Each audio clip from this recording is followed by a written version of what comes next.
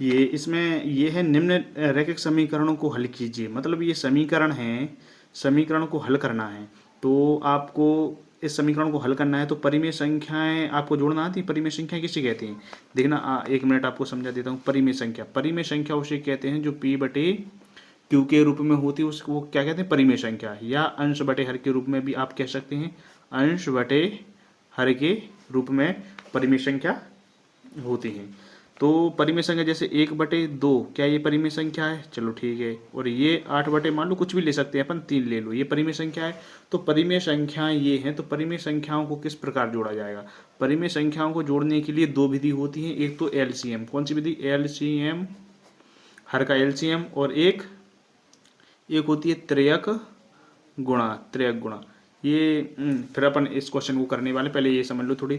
जैसे एलसीएम के द्वारा मतलब 3 और 6 का क्या लिया जाएगा? 3 और 6 का एलसीएम लिया जाएगा। तो 2 से ये 3 तो यूँ करते हो, 2 3 6, फिर 3 से कट जाएगा, 3 एकम 3, 3 एकम 3। एलसीएम तब तक करते हैं जब तक कि एक एक ना आ जाता। मतलब एलसीएम कितना आया? 2 गुणा 3 मतलब 6।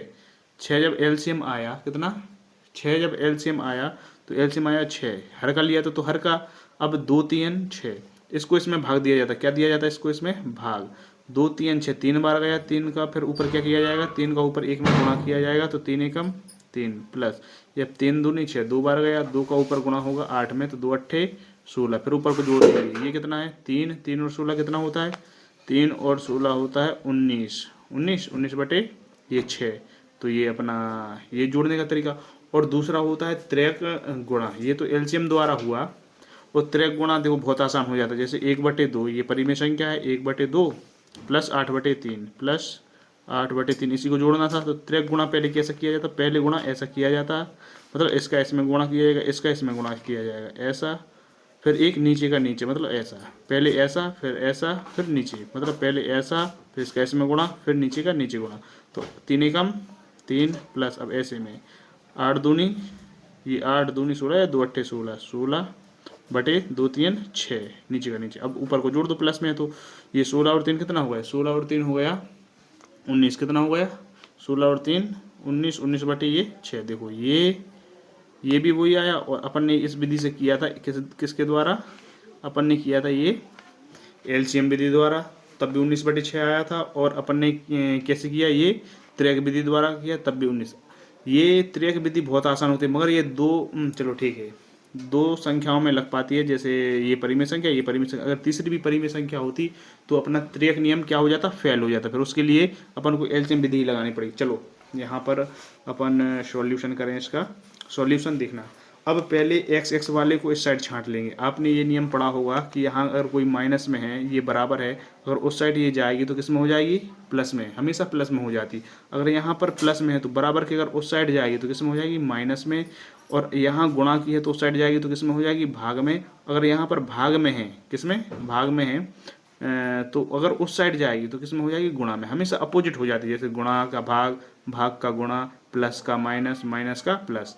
तो अब देखना, ये समझाने का मतलब ये था कि अब ये समझा दिया आपको, तो ये क्वेश्चन क्या हो जाएगा? बहुत ही आसान या इजी हो जाएगा। तो अपन क्या करें? पहले पक्षांतर करके पहले एक्स एक्स वाले को छांट लें। तो देखना, x/2 यहीं का यहीं रहने दो, x/2। अब इस साइड का इस साइड लाएंगे, ये x/3 को इस साइड लाएंगे तो ये प्लस की थी, क्योंकि चिन्ह अगर नहीं लगा तो क्या है? प्लस में है। अगर इस साइड लाएंगे तो किस में हो जाएगी? ये माइनस में x/3। अभी नहीं बताया था कि अगर चाहे इस साइड लाओ चाहे इस साइड लाओ, अगर प्लस की है तो इस साइड माइनस में, ठीक है। अब ठीक है, कोई दिक्कत नहीं। अब यहाँ पर क्या बचा? 1/4, क्योंकि ये इसी साइड था तो कोई दिक्कत नहीं। अब ये माइनस 1/5 अगर उस साइड जाएगा तो प्लस में हो जाएगा 1/5। अब ऐसा क्यों किया? ऐसा इसलिए किया क्योंकि एक्स एक्स अलग छांट लिया तो ये आसानी से एक्स एक्स एक्स ये परिमेय संख्याएं के रूप में, तो ये आसानी से घट जाएंगी और ये आसानी से जुड़ जाएंगी, ठीक है। तो इनका एलसीएम ले लें या फिर त्रियक ले लें। चलो अपन ले रहे हैं त्रियक, क्योंकि त्रियक आसान हो जाता है। तो 3 एकम मतलब 3x का गुणा में x में करेंगे तो 3x आएगा। त्रियक नियम नहीं पढ़ा था पहले? पहले गुणा ऐसा होगा, फिर ऐसा होगा, फिर नीचे का नीचे होगा। तो 3x और 2x, माइनस का बीच में है तो माइनस का बीच में, और 2x और नीचे का नीचे हो जाएगा, 2 3 6। अगर समझ में, ऐसे इस साइड का कर देंगे। ये 5 एकम 5, बीच में प्लस है ये वाला, और 4 एकम 4, और बटे में 4 पंचे 20, नीचे का नीचे गुणा कर देंगे तो 20। तो अब यहाँ पर 3x में से 2x गए, कितने x, 1x, और 1x को जरूरी नहीं है कि 1x हम लिख दें, x ही है तो तब भी 1x ही कहेंगे, क्योंकि देखना x है ये, इस पर घात 1 होती है, बगल में 1 हो सकता है, बटे में 1 हो सकता है, तो तब भी इन तीनों से इस x पर कोई प्रभाव नहीं पड़ेगा, तब भी इसका मान कितना होगा, x ही होगा। तो ठीक है, तो ये 3x में से 2x गए तो 1x बटे में 6।